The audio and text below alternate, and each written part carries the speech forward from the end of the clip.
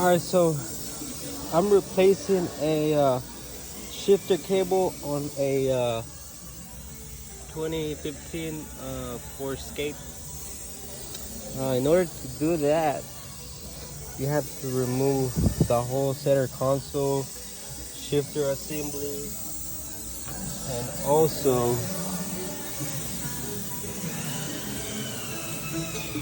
you have to remove the airbox, battery tray.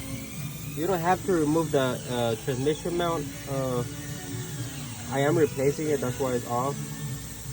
And also you have to remove the windshield wiper cowl. This is how far I gotten so far. I'll keep you updated. Alright, so there's these two nuts right here that you have to remove in order to get the shifter cable out. Alright, so that nut that's all the way over there, it's a pain in the fucking ass to get out. I use this little 10 wrench to get it out.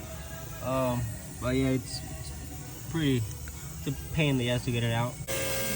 Alright, so you have to remove the head shield on the bottom, so you have to lift the car up. Alright, so there's a nut right there, and then there's a nut on the other side. So take that off, you need to have access to the cable to get it out. So you have to pull this from the inside of the car. In order to get it out, you have to bitch and whine while doing it, because this is a terrible job. Alright, so I got the new shifter cable here. Installation will be the reversal of removal. Yep. Alright, so shifter cable is kind of in. Got this two this bracket kind of lined up.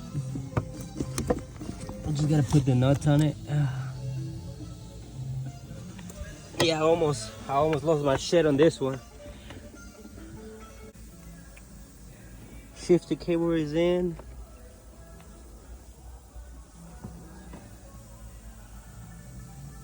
Just gotta put the rest of the center console on, and should be well, never mind. I still gotta put everything back in the engine bay, but other than that, it's pretty much done. All right, inside is all put back together.